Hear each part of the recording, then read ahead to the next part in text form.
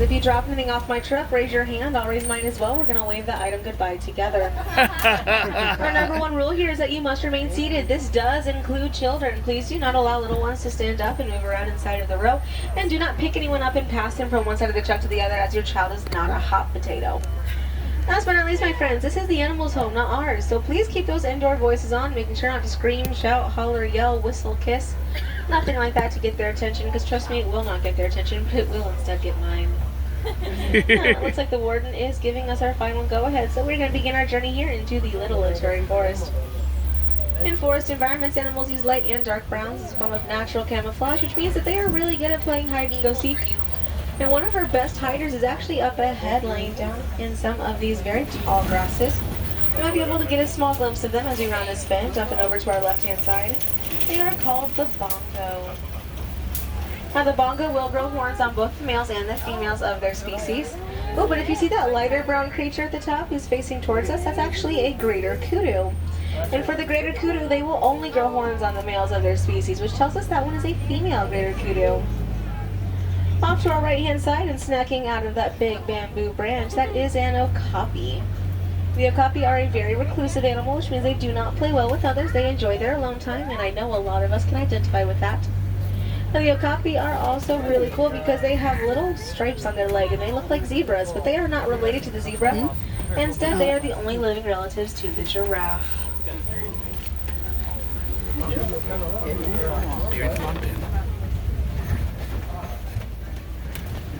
Now, some of these animals that we see out here today are actually so very good at hiding away in the underbrush that they are known as ghosts of the forest. And some of them we didn't even believe in until very recently. In science, 100 years is still recent. The okapi that we saw first on our right-hand side, we haven't believed in them for about 100 years. That's as long as we've known that they existed. Before that, we had heard about them, but we could never see them, and the rest of the world knew about them because they had seen them all the time. But since we had never seen them, we said, well, it doesn't exist. Kind of like how people believe mermaids don't exist. We just haven't seen them yet.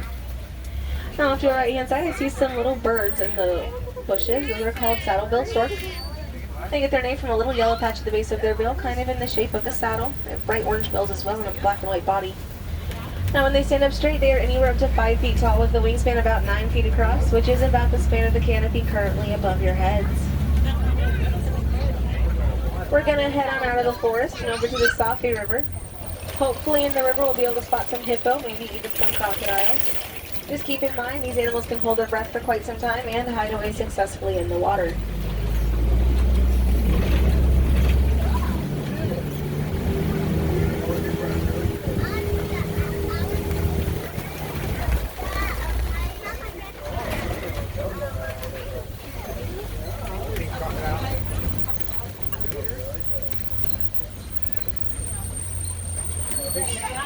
Now, hippos are pretty massive. The largest one ever recorded weighed around 9,000 pounds. Wow. Despite that size, the hippo is still able to float, but sadly they are unable to swim. Instead of swimming, they can walk or run along the bottom of the riverbed, and if they need to come up for air, they walk over to the edge of the river, where it's a bit more shallow and easier for them to reach the water's surface. We see them at home. Now, when a group of hippos gather together, they are known as a bloat of hippo, and they will decide who is in charge of their bloat by seeing who has the biggest mouth. It is a strange form of government, I know, but it does sound familiar sometimes. I see some activity up ahead, so hopefully we'll be able to spot that in just a few moments. Now we can tell hippos are definitely made for aquatic living because they can be completely submerged with just their eyes, nose, and ears above the water surface.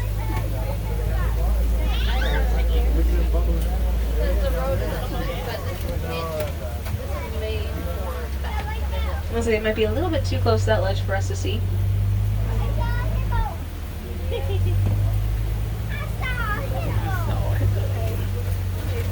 But that's okay, because I definitely see that we're about to be seeing some Nile crocodile here on our left-hand side. Now, Nile crocodile can grow up to about 16 feet long. That's as long as a giraffe is tall. Big boys. And they are ectotherms. This means they do not sweat the same way we do. Instead, they do something called gaping, where they open their mouths big and wide, take a long deep breath, and release their body heat through there instead.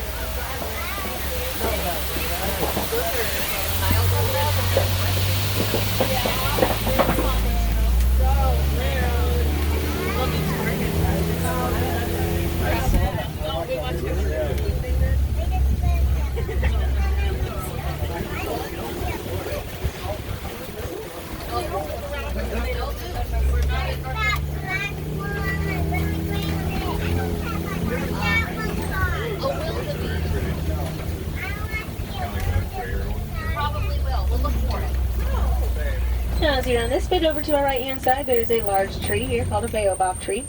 They're a very important part of savanna life as they are filled with a squishy, spongy texture that can hold on to thousands of gallons of water at a time. That water becomes especially useful during drought season when all other water sources have dried up. Animals can use the water within the baobab tree as their main source of hydration, giving it the name the Tree of Life. It's also known as the upside down tree as it will be leafless for about 9 months out of the year, making it look like it's been flipped upside down with its roots reaching for the skies. Now, so there's a bit of a backup up ahead, which usually means there's a giraffe in the middle of the road. So for some of you guys, this might be your very first ever giraffic jam. Oh. What about Don't worry, there's a lot more dad jokes coming with the giraffes.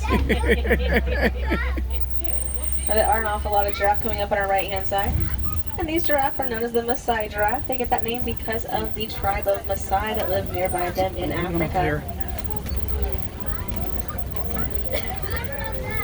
Now you might even notice that there's some pretty young giraffe out and about there. Those little ones are just a few months old currently, and a newborn baby giraffe needs to be at least 5.5 feet tall. Otherwise, they are unable to reach their mom's udders for their milk, and that would just be utterly disappointing for them. Oh.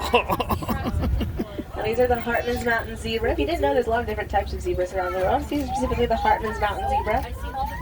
Now you might notice that those stripes are a little special. The stripes on their cute patooties are a little extra wide and separate compared to the stripes on their bellies. And the stripes on their bellies will just kind of stop and the belly turns white. All of this together tells us they are definitely of the mountain variety zebra. But how do we tell specifically that they are Hartmann's mountain variety? Well, there's a little thing called a dewlap. It's a flabby piece of skin beneath their neck behind their jaw. Helps them to stay hydrated. And they are the only zebras in the entire world to grow one. Now coming up on our left, this is the home of the painted dogs. Last time we saw them, they were resting just behind that cave up ahead. So we're going to go pull it a little bit forward and hopefully be able to spot them. Now those painted dogs were the very first pack hunters out in Africa, and they are currently the most successful pack hunters as well. They are so successful at pack hunting that around the time they came to exist, they nearly hunted lions into extinction.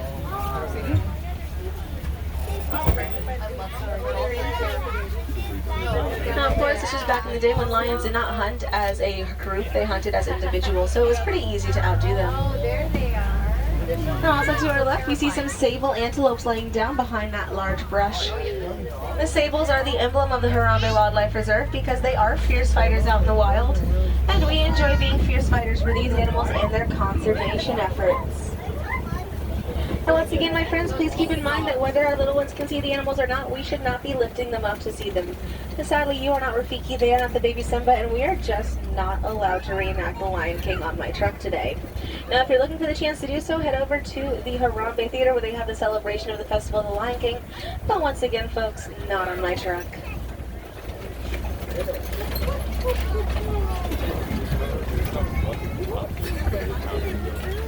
Honestly, we're going to get a little bit more of a look at some giraffe up ahead. Now, their pattern is pretty amazing. It's a very messy pattern. And because of that messy pattern, it means that it is a unique and highly sought after pelt. Sadly, this is one of the main reasons that they are fiercely hunted to this day. There are currently less than 3,000 of the Maasai giraffe left out in the wild, which means we will see them go extinct in the next 5 to 10 years.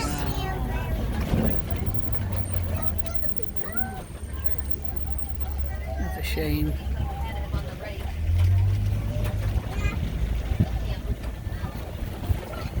Now, giraffe also have very long tongues. Their tongues can be anywhere up to 18 inches in length. That's about the length of your forearm. It is a grayish-black color as well because they eat during the day. Now, that means that their tongue is going to be pretty exposed to the sun, and I don't think anyone wants a sunburned tongue, so the color will act as an all-natural sunblock. Now, there's some more friends coming up on our right. I see some wildebeest as well as some springbok nearby this giraffe.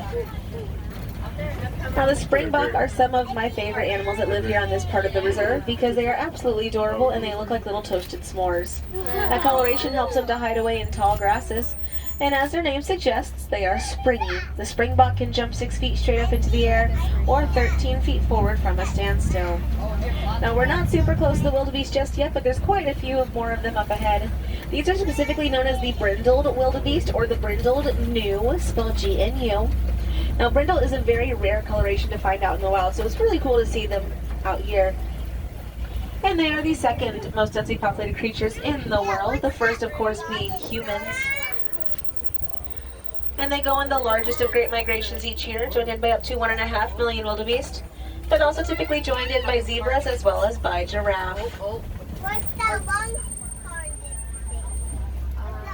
Now it sounds like there is another giraffe in the middle of the road up ahead, and this might be where we are stuck for the next couple of moments, folks. Maybe. We'll see if the truck in front of us moves at all. Okay, well they're moving forward, so we'll move forward a little bit. Gotta be able to see where they are.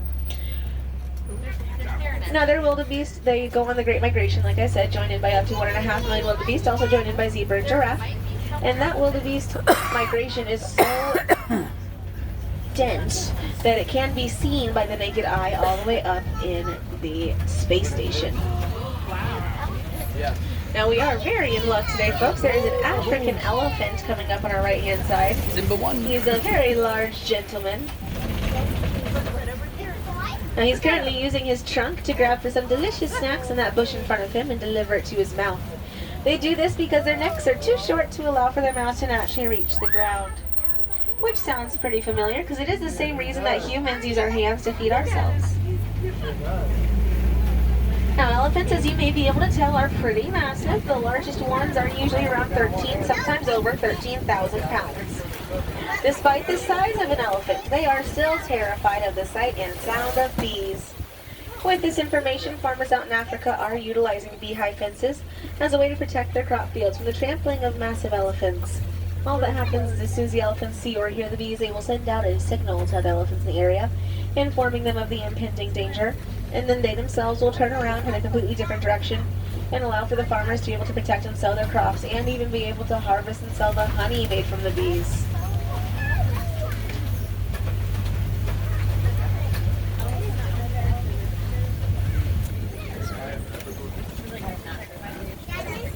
So elephants are also really cool because when they travel, they're going to be traveling as an all-female herd. The eldest female will always be in charge. Even if there happens to be a male involved, she will always outrank him. And with this great power, of course, comes great responsibility, so she also has to decide where her herd is going to travel to, how they're going to get there, and even when that journey will take place.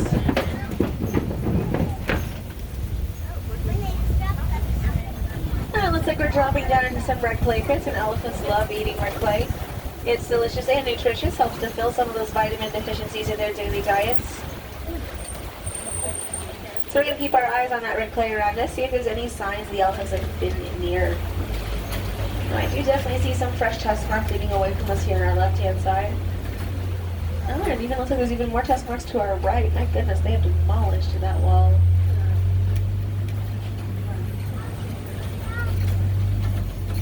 Now, a lot of people kind of get confused on why they would want to eat red clay straight out of the earth, and that's because, like I said, it has a lot of vitamins and minerals in it. Helps to boost those daily vitamin intakes, but think of it kind of like how we take our daily vitamins, and some of us might have really tasty vitamins that are like gummies, or if you're like me, you like the little chunky Flintstone chewies. It's just like that to them. It tastes really good, so they want to eat it. Now, like I told you before, there was a giraffe in the middle of the road up ahead. My guess is that the giraffe is still probably pretty nearby. And if they're too close to the road, then we have to go really, really slowly so we don't spook them. So if there is a giraffe close to the road, folks, please make sure to keep those indoor voices on because we don't want to accidentally scare it. That'd be kind of rude.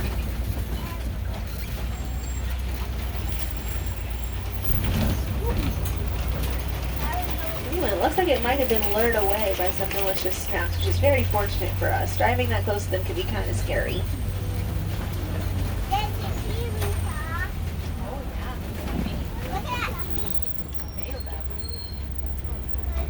Now we are coming into a lot of baobab trees around us on either side of the truck. Now there's one coming up on our right hand side. It's actually pretty covered in little holes or divots, and those are fresh tusk marks. This tells us that elephants travel by this part of the reserve pretty consistently. You notice there's even some fresh tusk marks at the very top of the baobab tree, which usually means that they come year round. Oh, and look for that giraffe reaching for the food with its tongue on our right hand side. Because that tongue is muscular, it makes it pretty easy for them to be able to reach any food that they're desiring. And since they are browsers, they're able to browse around for their food. So anything that their face can reach, they can eat. Blood.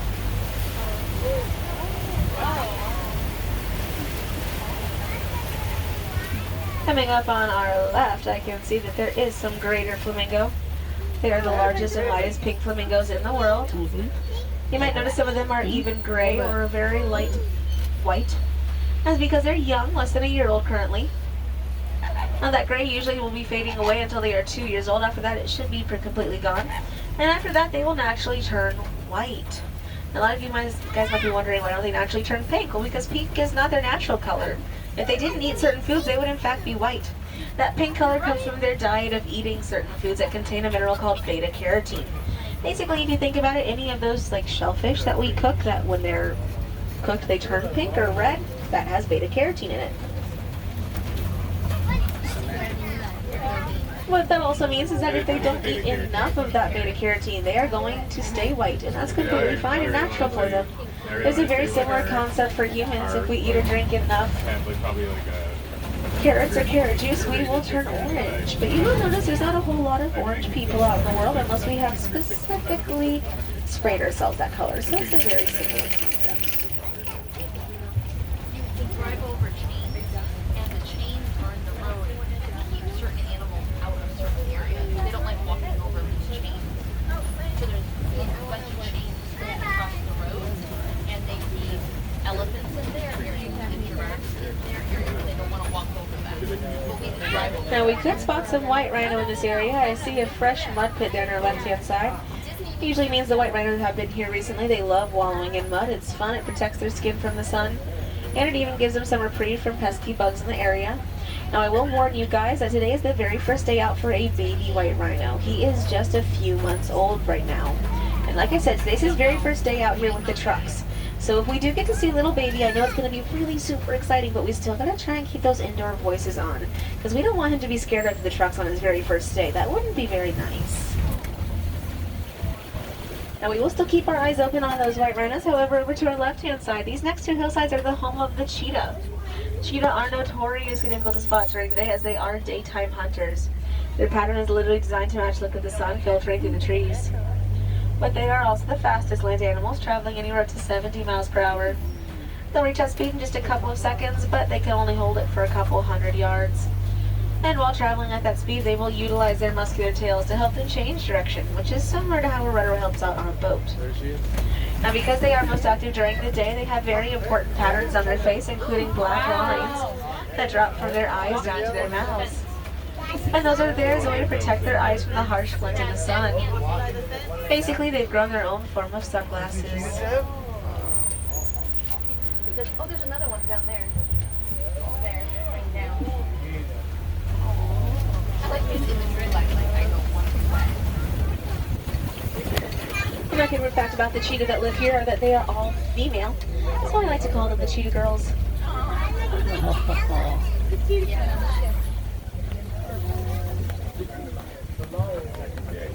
Now there to our left is a large formation of Kopi Rock. Typically where we can spot some lion. Just keep in mind, lions are most active at night. Right now it's daytime, so our chances to spot them are slim, but never none. If we see them, they will be resting. Looks like that's exactly what they are doing. No, he's up top. Typically they rest anywhere from 16 to 20 hours during the day. We're going to slow down a little bit because coming up on our right hand side is those white rhino. Little baby is actually up and active currently. Oh my goodness. Oh, there he is. Look at the baby, Mom. Chris. Chris, look at the baby rhino.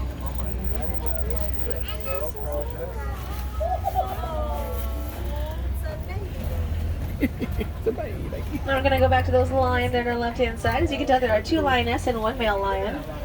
When it comes to hunting, it is the lioness who go out on the hunt. The male will stay behind on his Kopi to protect his young. We can tell the male is supposed to be the protector of his pride because of his mane. That mane on his head and neck is meant to protect him, but it's also directly linked to his testosterone, which means that if he ever got neutered, he would lose his mane. Yeah, that's a pride of the all animals are out seeing everything.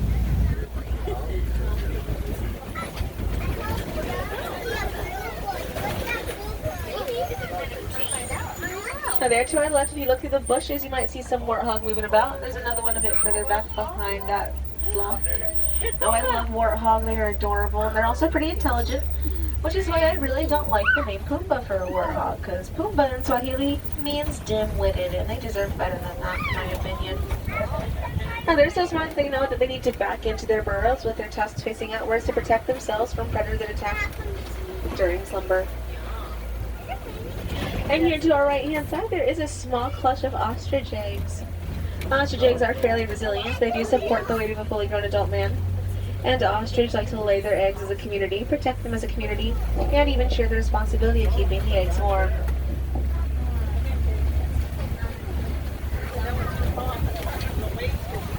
Now, we have seen a lot of animals out and about today, my friends, and I have told you a lot of information about them. So if you have any questions for me, if you want me to reiterate anything that I said, or if you have extra facts that you want to share, it could be about these animals or even about your personal pets back home, come on up to the front of the truck at the end of the ride. I'd be happy to chat with any of you. Right now, though, it's time for us to begin our journeys back home to the Harambe village where I first picked you up. And on our way back, we've been asked to check in on some Nigerian dwarf goats. Now, these goats may be small, but they are an important part of remote village life, providing villagers with a high-protein dairy product and a good quality meat source. For some parts of Africa, this may be their only source of meat or milk for miles to come. On our left-hand side, you can see a few of them hanging out there. These are fully grown adults, so that's as big as they get. You could have quite a few of them in a relatively small area. And they are good for backyards because they will eat anything and everything out of the ground, including pesky weeds. With this being said, though, please don't go out and get your own herd of goats unless you've got a lot of research on them. You understand sometimes they are a bit more needy than toddlers. So instead of going home and getting goats, go home and get some plants, especially plants that are conducive to feeding butterflies, helping the bees to pollinate. You could even look into different types of bird feeders because not all birds eat seeds, some drink nectar. We can make nectar ourselves from home. It is sugar dissolved into water. And by making it from home, it's healthier for those birds than any nectar sold in stores.